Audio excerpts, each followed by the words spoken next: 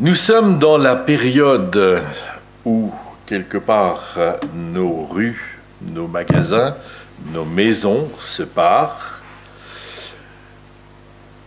en attendant le jour où nous pourrons partager la dinde, ou le chapon. Comme un de mes fils disait, maman, je suppose que nous aurons droit au chapon cette année-ci. La tradition. Donc, nous sommes dans une tradition. Tradition, fin d'année, tradition des sapins de Noël. Mais je dis tradition car, en fait, compte, pourquoi un sapin ?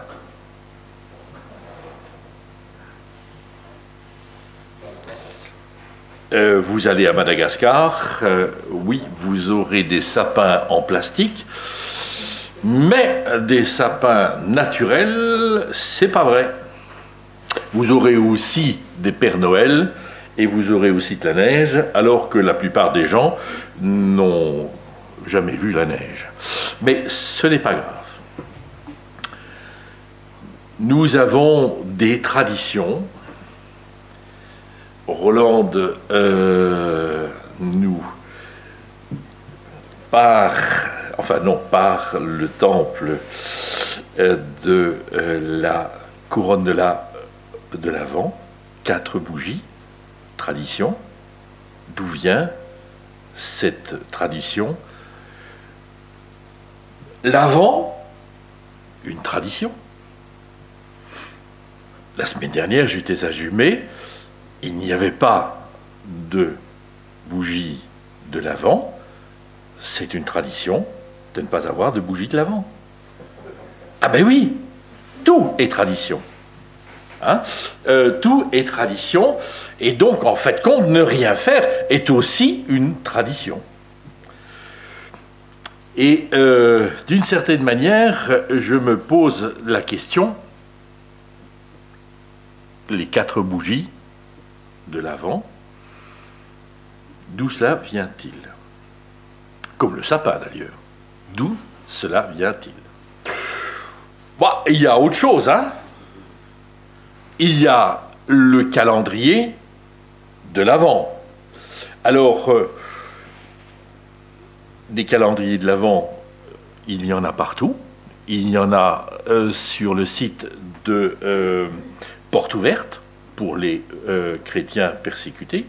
Vous en avez un sur le site de la Maison de la Bible, pourtant plus évangélique que moi, tu meurs. Hein. Il y a des calendriers de l'Avent un petit peu partout, même chez Colruyt, vous avez des calendriers de l'Avent, sont un peu particuliers ceux-là. Hein. Donc c'est MMS, c'est les Kinder Surprise, c'est... Donc, en fait, compte, la tradition, qu'est-ce que c'est? Qu'est-ce que nous fêtons? Qu'est-ce que nous voulons vivre? Et, en fait, compte, c'est bien souvent quelque chose qui a été absorbé par le monde dans lequel nous sommes. Et ma réflexion aujourd'hui, c'est dire la période de l'Avent, ben, c'est une tradition. Car en fait, compte, la période de l'Avent, ce n'est pas une donnée biblique. Vous ne retrouverez nulle part l'idée de l'Avent dans la Bible. Donc, c'est de l'ordre de la tradition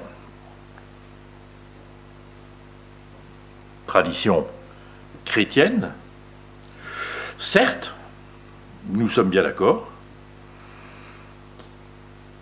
Est-ce que nous sommes pour ou est-ce que nous sommes contre? Est-ce que nous savons seulement ce qu'est l'Avent? C'est peut-être le grand problème, car en fait compte, moi je veux bien entrer dans une tradition, pour autant que je sache les tenants et les aboutissants. Ça ne me dérange absolument pas qu'il y ait des traditions.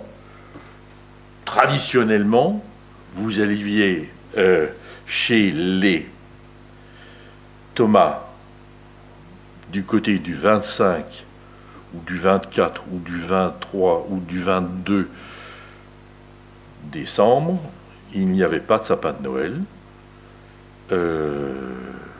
Et beaucoup de gens qui venaient à la maison disaient « Vous n'êtes pas chrétien ?» Pourtant, ben si, en fin de compte, on ne faisait pas d'arbre de Noël, pour différentes raisons. Hein. On n'avait pas le temps. On a même une fois acheté un sapin qu'on n'a jamais gardé, parce qu'on n'avait pas le temps. C'était le temps où il y avait tellement d'activités dans l'église qu'on n'avait pas le temps. Et le 26 décembre, nous, on avait le camp qui commençait en Alsace, 6 jours, jusqu'au 2 octobre. On avait donc 2 janvier. Oui, mais ça, c'était pour voir si vous étiez attentif. Donc, nous n'avions... c'était quelque chose d'assez extraordinaire, mais qui était assez problématique. Ce qui est nécessaire, c'est de savoir ce que nous faisons ou ce que nous ne faisons pas. Pourquoi nous ne le faisons pas comme cela? Donc, la tradition, au fond, pourrait devenir quelque chose de vide. Traditionnellement, nous partageons le pain et le vin. Ok? Mais si nous ne réfléchissons pas ce qu'est le partage du pain et du vin, en fait de compte, c'est manger un morceau de pain et c'est boire un petit coup de vin. Ça, on peut faire ça aussi à l'apéritif. Hein. Donc il y a toujours le fait de savoir d'où vient cette tradition. L'Avent, nous l'écrivons avec un E. Ce n'est pas avant Noël. En fait, le mot vient simplement il est apparu dans le cycle de l'Église chrétienne. Avant vient du latin adventus. Alors je suis allé voir dans mon dictionnaire latin-français, parce que j'ai un problème, c'est que j'ai un ancien dictionnaire, le premier qui a existé, hébreu-latin. C'est le premier qui a existé, le Gesenius. Mais alors, quand il me sort quelque chose en latin, moi je ne comprends rien, je n'ai jamais appris le latin, donc il m'a fallu acheter aussi un dictionnaire latin-français pour comprendre ce que c'est.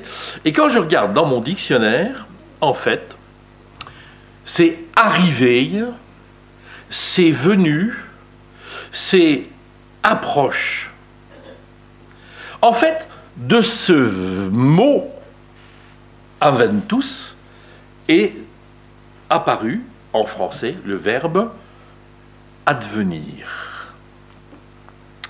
Donc, nous sommes dans cette notion de venue, d'avènement.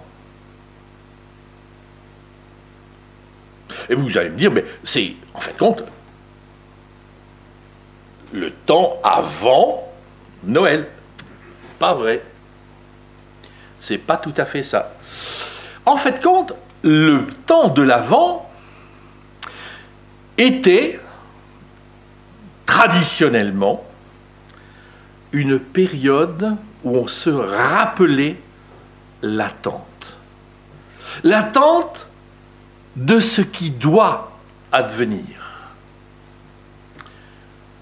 Et donc, en fait, le temps de l'Avent est un temps de rappel, un temps de commémoration, mais moi j'aime beaucoup la notion qui se trouve d'ailleurs très biblique de faire mémoire. Faire mémoire, c'est toujours cette notion d'un rappel. C'est une invitation à faire mémoire, mais dans la tradition chrétienne, l'Avent, c'est faire mémoire de 3 choses. Est-ce que vous les connaissez, les 3 choses dont il faut faire mémoire? 3 choses qu'on a attendues. 3 choses. Est-ce que vous les connaissez? Alors je vous propose simplement aujourd'hui de faire un petit parcours. Un petit parcours du combattant. Nous allons faire cette mémoire de ces 3 choses. Et traditionnellement, la première des choses dont on fait mémoire, c'est la grande attente d'Israël. C'est quoi la grande attente d'Israël?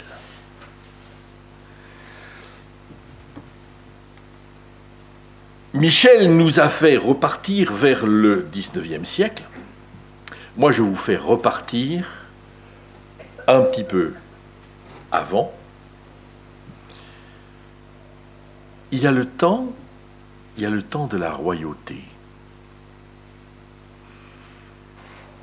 Oh, c'est pas parfait, hein? Le temps de la royauté en Israël, donc c'est un temps qui commence, grosso modo, aux environs de l'année 1000 avant Jésus-Christ. C'est un temps qui, ça ne se déroule pas comme l'on voudrait. Il y a des... Ouais, ça devrait, mais ça n'est pas. D'ailleurs, en fait compte, il y a des tas de rois qui sont très problématiques. Il y a un temps d'attente qui va, en fait compte, on attend quelque chose de meilleur et ça va être pire. C'est la catastrophe, 585, avant Jésus-Christ. Il n'y a plus un juif à Jérusalem. C'est tout le monde, alors je dis bien tout le monde, c'est pas la même chose, ça n'a pas été la même chose en 721 pour Samarie, mais à Jérusalem, en fait, quand tout le monde est envoyé en camp de concentration à Babylone. Et puis c'est une attente. Dieu a promis 70 ans. Et on attend que les choses se rétablissent. Et quand arrive l'édit de Cyrus en 538, où Cyrus, empereur de Perse, permet aux Juifs de revenir à Jérusalem, en fait compte, super, voilà, Dieu a promis, Dieu a accompli.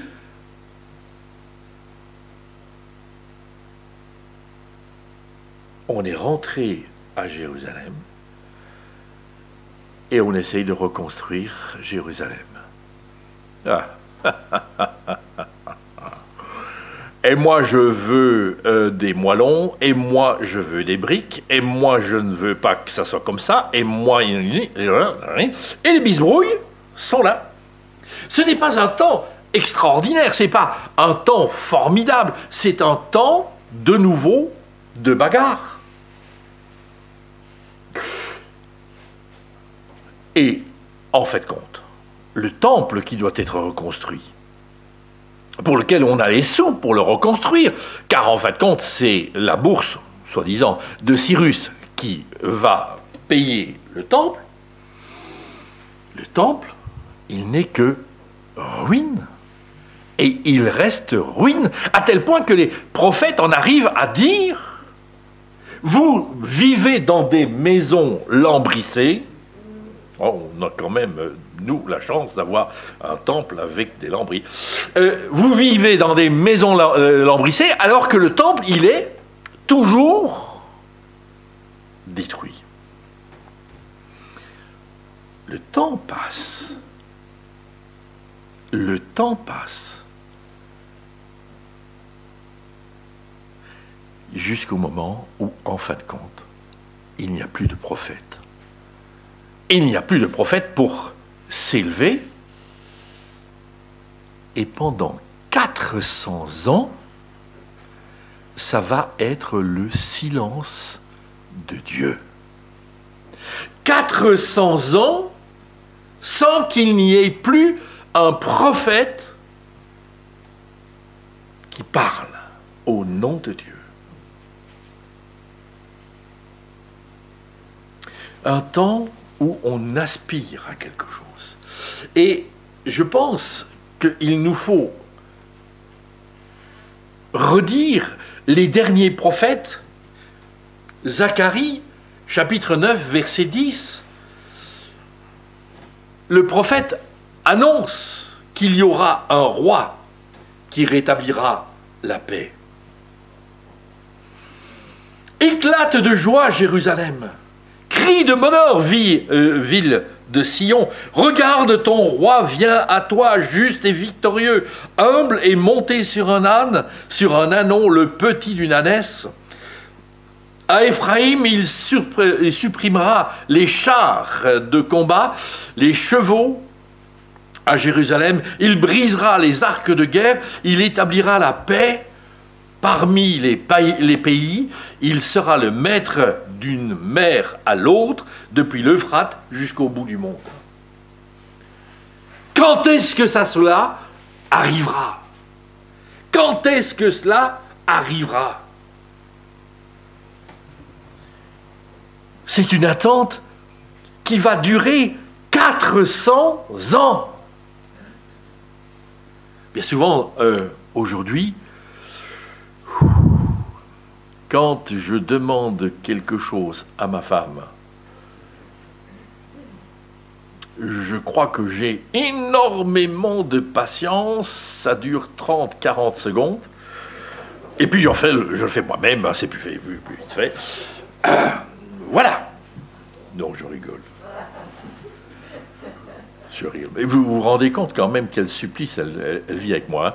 Mais bon, donc... 400 ans. Combien de générations sont dans l'attente? Un silence de Dieu. Un silence de Dieu sur un pays qui est occupé. Car en fin de compte, il y a toujours un occupant, autre que Israël. Donc depuis le rétablissement, depuis l'empereur de Perse, jusqu'à la fin de la monarchie à Jérusalem, en 70, 70 de notre ère, hein, donc il n'y aura plus vraiment de liberté. Ça sera toujours un pays qui sera occupé par les Perses, par les Séleucides, par les Ptolémées, par les Égyptiens de... Enfin, bon, bref, et puis par les Grecs, ils seront toujours, et puis par les Romains, on est toujours occupé. Quand est-ce que viendra ce temps où naîtra ce prince de paix? En fait, un temps où les ténèbres règnent. Bien souvent, nous disons, nous sommes, nous, dans un temps ténébreux, mais en fin de compte, ne croyons pas que nous sommes seulement, nous, dans un temps ténébreux. Il y en a d'autres qui l'ont vécu.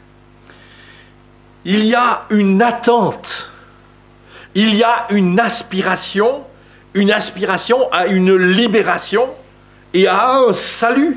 Il est promis ce salut, il est promis cette libération. En fait, la grande attente d'Israël va être une attente rencontrée. Et je voudrais que nous puissions nous souvenir du texte de Luc, chapitre 1, les versets 68-71. La louange de Zacharie et d'Élisabeth. Béni soit le Seigneur, le Dieu d'Israël, de ce qu'il a visité, racheté son peuple, et nous a suscité une corne de salut dans la maison de David, son serviteur, comme il l'avait annoncé par la bouche des saints prophètes des temps anciens, un sauveur qui nous délivre de nos ennemis, de la main de tous ceux qui nous haïssent. La visitation. La visitation, en fait, compte de Dieu qui va opérer un miracle.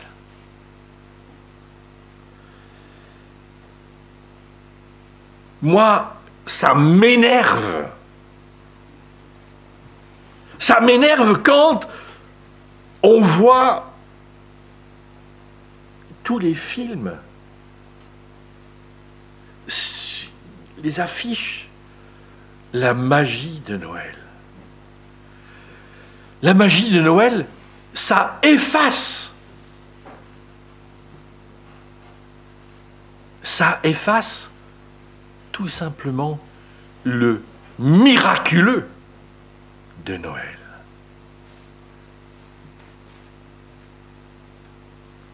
Ma femme est une adoratrice de la télévision et des films de Noël.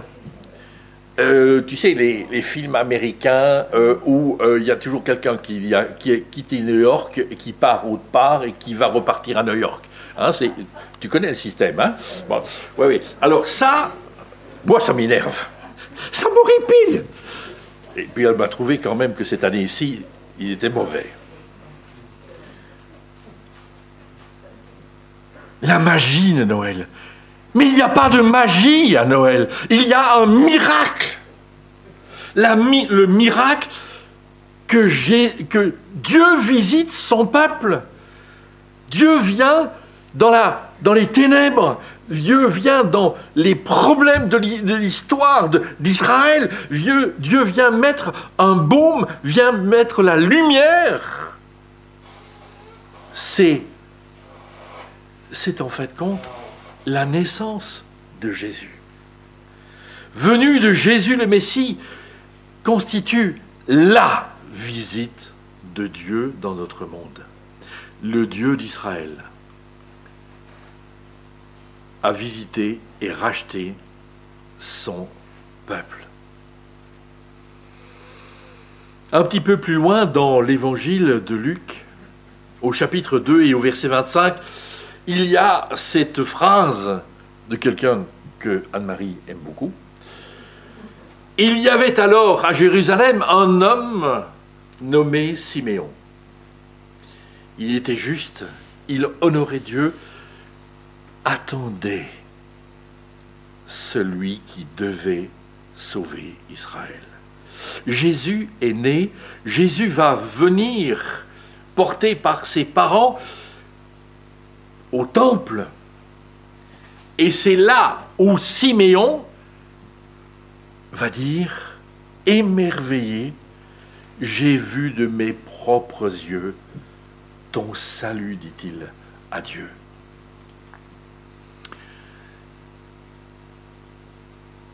Frères et sœurs, faire mémoire.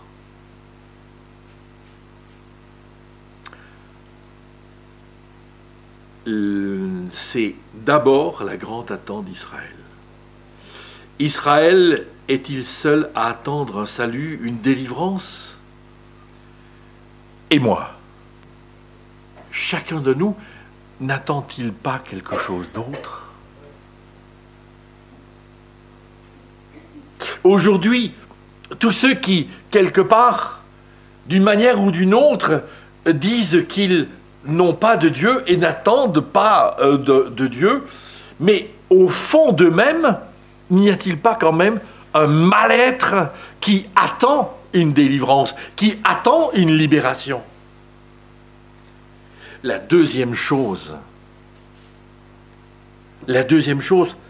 dont la tradition chrétienne de l'Avent veut mettre en avant, c'est la rencontre personnelle avec Jésus. Mon frère, ma sœur, est-ce que tu l'as rencontré? Ton attente, a-t-elle été rencontrée? En Luc 18, j'aimerais que nous puissions partager les versets 35 et suivants. Jésus approchait de Jéricho, or un aveugle était assis au bord du chemin et mendiait. Il attendit la foule qui avançait, il entendit la foule qui avançait et demanda ce que c'était. On lui apprit que Jésus de Nazareth passait par là.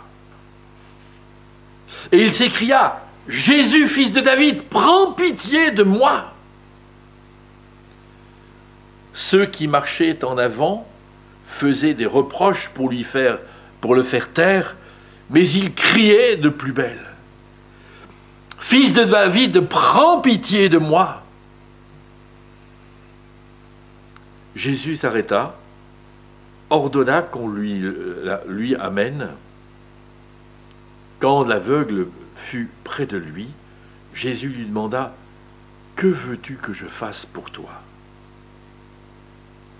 Il répondit: Seigneur, fais que je voie de nouveau. Et Jésus lui dit: Eh bien, vois à nouveau, ta foi t'a sauvé. Aussitôt, il retrouva la vue. Il suivait Jésus en louant Dieu. Toute la foule vit cela et se mit aussi à louer Dieu. Cet homme, dans l'évangile de Luc, n'a pas de nom. Il est un aveugle. Il est assis sur le bord de la route. Mais combien y a-t-il de personnes, même dans notre entourage, qui sont assises sur le bord de la route, dans leurs difficultés, dans leurs problèmes? Jésus vient. Là, il n'est plus porté par ses parents, mais c'est lui qui vient au-devant. Il y a tout un brouhaha.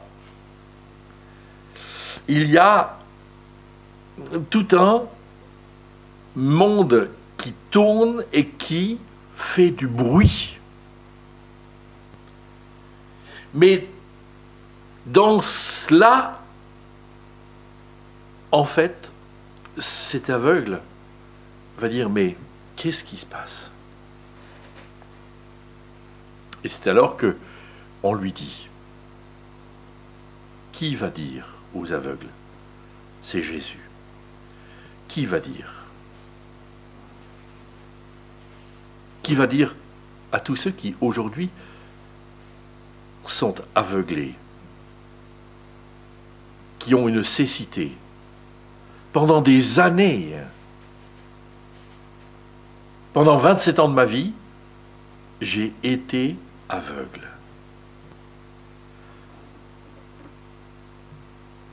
Qui va dire aujourd'hui à ceux qui sont aveuglés: par tous les bling-bling de ce monde. C'est Jésus.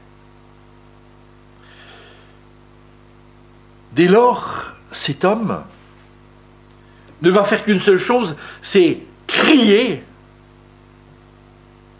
Mais le cri de cet homme dérange, car en fin de compte, ça ne se fait pas. Il faut rester à sa place. Mais non, il reprend, il crie davantage. Et dans ce cri, il y a la répétition, il y a le désir, il y a le besoin de rencontrer Jésus. Et je crois que la plupart du temps, nous ne sommes pas de ceux qui, quelque part, voyons notre problème intérieur, notre problème intime. Nous n'avons pas cette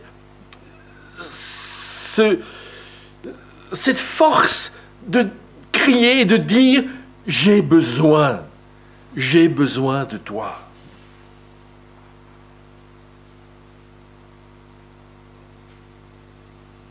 Je me souviendrai toujours, on était à l'Armée du Salut. Non pas à Mont-sur-Marchienne, parce que le poste, à Marchienne-au-Pont, parce que le poste n'existe plus depuis longtemps, mais on était à Carnion. Il y avait une réunion de l'Alliance évangélique, la semaine de prière, et on était dans cette grande salle. Elle était pleine, il y avait, je sais pas moi, 80, 90 personnes qui étaient là, sans masque. Et oui, mais ça remonte au temps d'autrefois.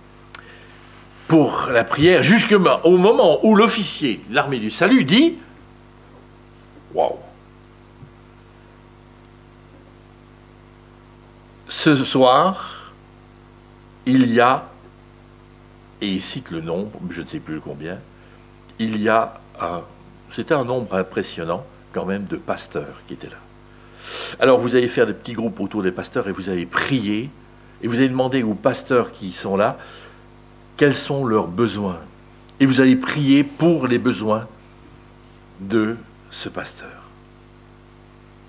Et il y a des tas de gens qui viennent autour de moi et qui disent, alors pasteur, on prie pourquoi? Écoutez, excusez-moi, mais moi tout va bien. Hein. Tout va bien. Hein. Vous savez, le complexe de l'orgueil, moi je ne vais pas quand même être suffisant. Je ne vais pas être comme tout le monde, je ne vais pas être humble et dire que j'ai besoin de la prière des autres. Hein. Donc tout va bien. On n'a pas de temps en temps ces mouvements-là. Hein. Bon, bref, ça c'était mon mouvement à moi. Je n'avais besoin de rien. Et les frères et sœurs, très obéissants, ont prié, et ont prié pour moi. Je termine la réunion de prière. Je devais encore repasser, j'avais encore une visite à faire, j'avais dit que il y avait une sœur qui était décédée, et j'avais dit au mari, je viendrai prier avec vous avant, il sera peut-être 22 heures, mais je viendrai prier pour vous. Et j'avais dit à ma femme, je repasse là-bas pour prier avec le frère. Je suis là, nous allons prier pour remettre notre douleur au Seigneur et demander sa paix. Le téléphone sonne. Anne-Marie. L'autre. Anne-Marie, au téléphone, qui dit « Excuse-moi de te déranger. » Oh, on n'avait pas de GSM à l'époque. Hein. Excuse-moi de te déranger, il y a un problème chez machin. Il faut absolument que tu y passes, mais tu viens d'abord me chercher parce que le gars, il t'attend avec un fusil. Nous sommes montés dans ce couple qui se déchiré.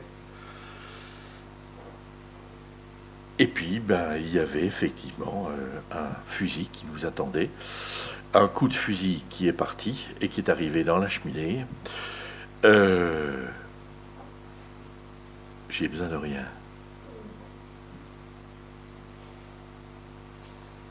Il a été inspiré, ce frère, de l'armée du salut. Combien est-ce que nous avons des besoins, que nous sommes trop suffisants, nous n'osons pas crier et dire, mais là, le cri, il a été entendu. Et j'aime beaucoup cette idée de Jésus s'arrêta. Jésus a le temps, Jésus prend le temps de s'arrêter auprès de ceux qui prient, qui attendent, qui crient à lui et qui lui demandent son aide. Qu'est-ce que tu veux que je te fasse? Il aurait pu le deviner. Hein? Non, non, mais il y a une demande qui doit aussi venir de notre part. Sauve-nous. Sauve-moi. Libère-moi.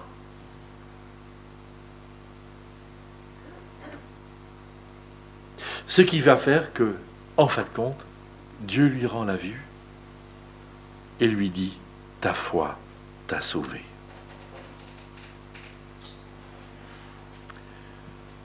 Ta foi t'a sauvé. Ah, super, alléluia, gloire à Dieu, je suis sauvé, je suis libéré, je suis sauvé, tout va bien, je peux faire la fête. Non. L'aveugle retrouva la vue et il suivait Jésus. La rencontre avec Jésus n'est pas une rencontre fortuite, ce n'est pas le moment d'une émotion qui est sans lendemain, mais qui m'amène à un mot qui est bien belge, une suivance. On se met à la suite de Jésus.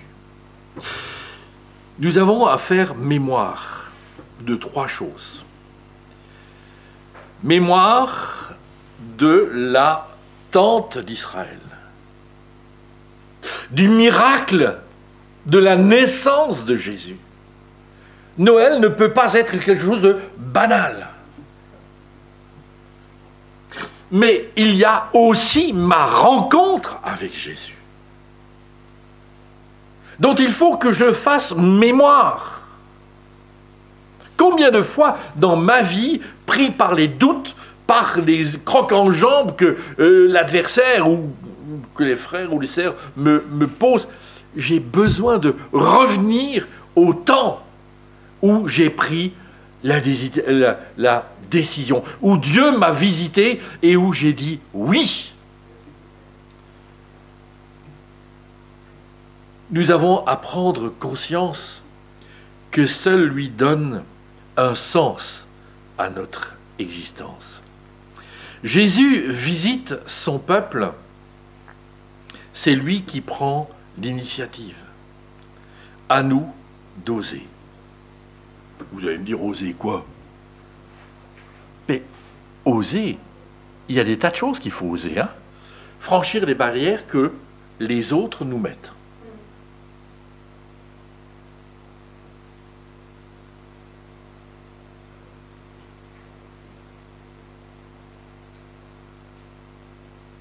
Quand j'ai parlé de conversion dans ma famille, c'était trahir l'esprit familial.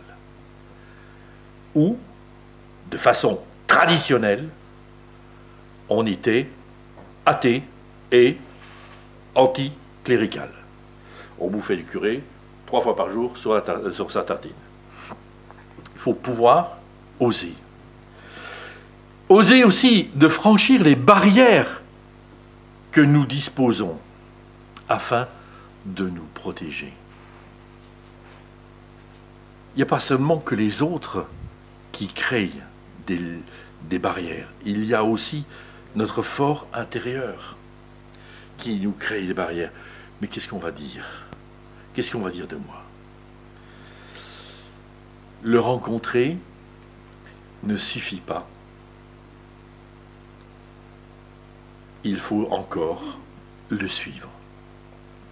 Devenir disciple.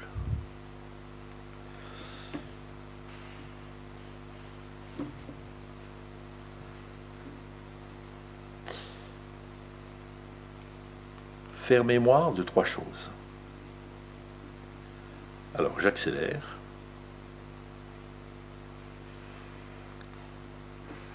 1. La grande attente d'Israël. 2. Ma rencontre personnelle avec Jésus. Mais ma rencontre personnelle avec Jésus est-elle, est-ce que la terre est ma patrie? Est-ce que c'est la fin du voyage? Dans Philippiens chapitre 1, verset 19, l'apôtre Paul dit ceci au verset 21, il faudra que je corrige. « Car moi, vivre, c'est le Christ. Mourir, dit-il, est un gain. » Ça, je n'ai pas toujours compris. Il faudra un jour que je m'explique avec lui, hein, mais si c'est possible. Mais si vivre là-bas me permet encore d'accomplir une œuvre utile, alors je ne sais pas que choisir. Je suis tiraillé entre 2 désirs. J'aimerais quitter cette vie pour être avec Christ, ce qui serait préférable, et dit-il, rester avec vous pour vous servir. En fait, compte, nous voyons très bien qu'il y a un déchirement chez l'apôtre Paul. Ce déchirement, c'est, en fait, compte, être avec Jésus. Être avec Jésus dans les cieux, n'est-ce pas un cantique que nous avons chanté et rechanté? Faire mémoire de 3 choses.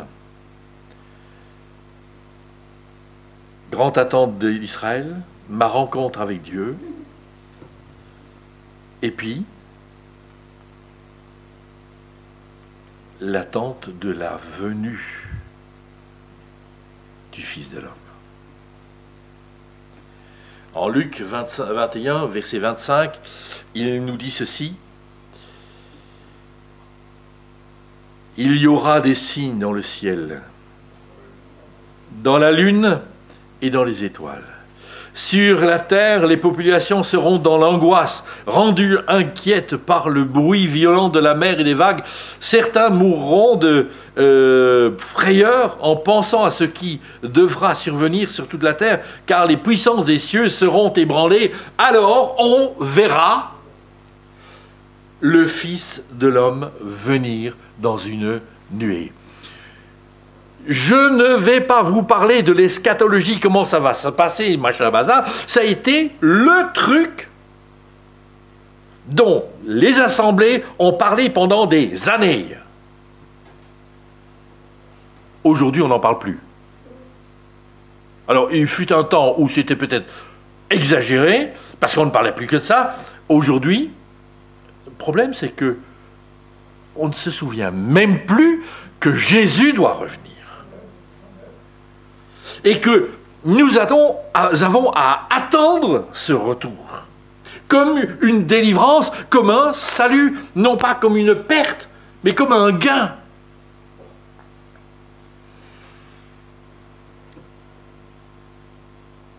On verra le Fils de l'homme venir dans une nuée, dans toute sa puissance et sa gloire. Quand ces événements commenceront à se produire, redressez-vous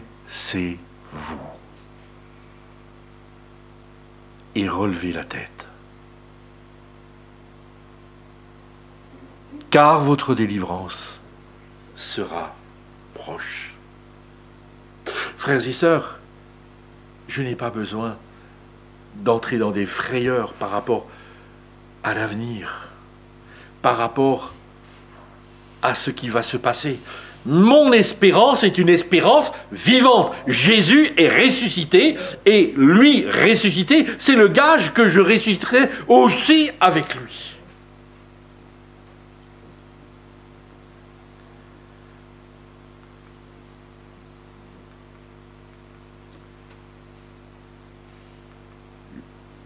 Une, deux, trois.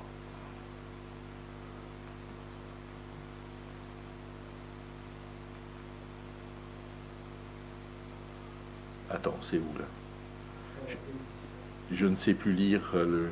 Après l'accueil du salut, c'est...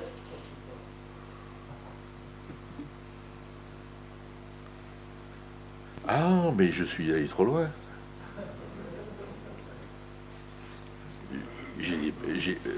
Excusez-moi, mais mes lunettes ne sont pas faites pour le... Voilà. Faire mémoire, oui.